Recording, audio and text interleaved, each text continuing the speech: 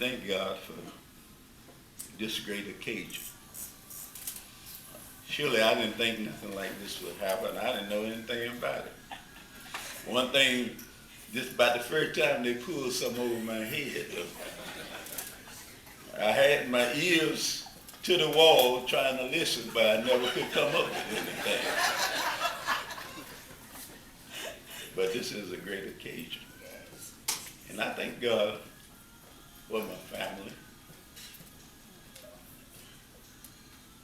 I thank God for, Jean, will you stand up?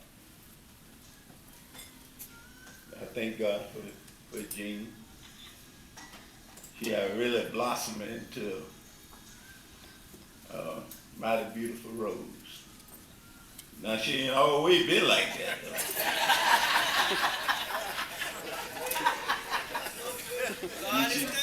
She blossomed in a rose, but yet and still, she is the boss. She got that boss attitude. She keeps things in line. And I thank God for her because He had brought her from a mighty long way. He brought her down to a beautiful person from the inside and out. Denise and George, would y'all like to stand, please?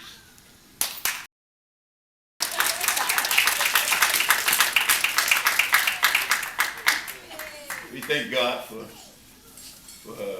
George and Denise.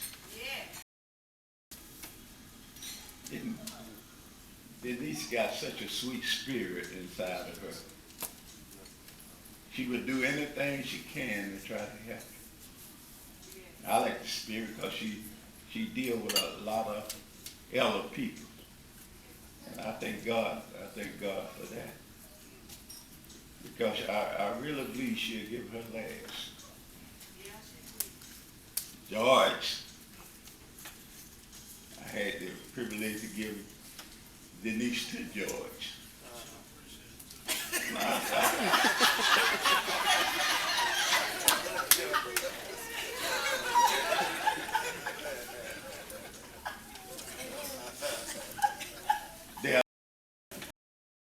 It ain't no that. They have made a beautiful couple. I told George when he in the family, we went out and hit some practice ball golf. We had some practice ball. I told you, I looked like George was trying to impress. Like he was trying to impress the family. I said, George, now you don't have to do that. I would just be yourself. I said, if the family can't accept you as yourself, I said, then they just don't accept you. Just be yourself. Don't try so hard.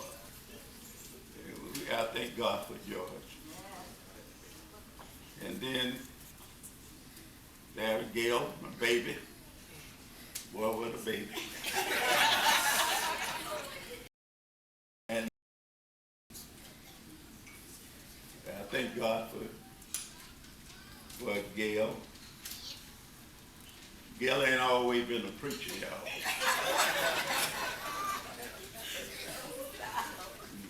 But I call her to preach. She really has been doing a wonderful job. Gail loves people. And Gail loves young people. Gail likes to work with young people. And I thank God for her. He's quiet. But I just hope nobody don't make him mad.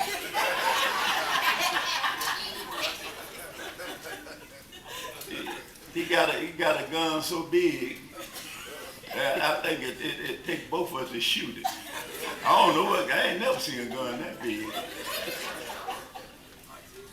And bruh, we thank God for him. Brother the professor. I said, I tell you.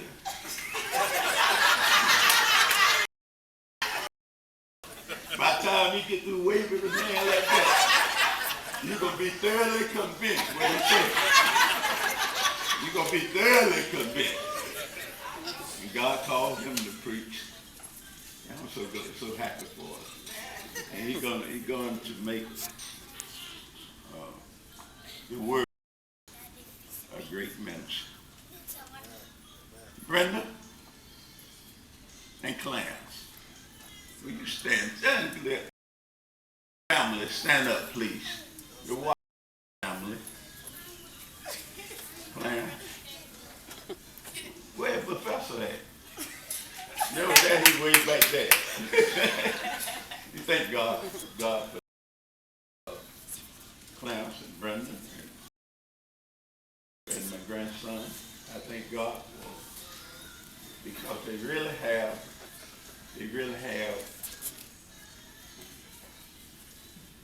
kind of come together. I thought I seen a little gap one time, but now I see, and they have more closer together. I tell you, family have to be together now. The time is winding up. Time is too precious for it to be apart. Divided house will never stand. It gonna fall. So we thank God. Rose, yeah, my grandson, stand up, Ray, the one that sang the song, and take,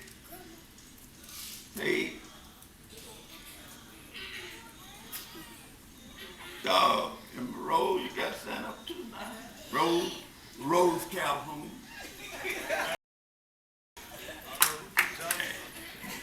The other thing got on my head, but I ain't gonna do it. They ain't been flying up. Y'all got this over my head, but one thing, I ain't saying nothing bad. But we just thank God. We thank God for you. We thank God for Tate. We thank God for Ray. And Ponkin, stand up. And Professor, you stand up too. Professor's so smart, I tell you. I thought it was going to be just a breeze for her to go through college. She's a very smart person.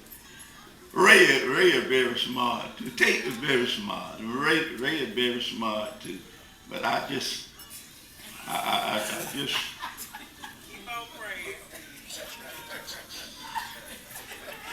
I still put a belt on you, Ray, if you don't do right. But Ray really, he is a very smart person. But one thing, Ray got to put his life in perspective. I pray for him all the time. I pray that he'll get back in the church like he was in church. And I pray that he will finish that course that he was taking in computer. Right now he can almost repair a computer, and won't go back and get his degree in it. Granddad might not tell you nothing else, son, but go back and get your degree. Go back to the church. The church is a foundation that never can be shaken once you get it in your heart. I ain't talking about no building either. I'm talking about the real church. And the church is in your heart. And you really do. You're too smart. And you're too brilliant to let these people that don't want to do nothing pull you down.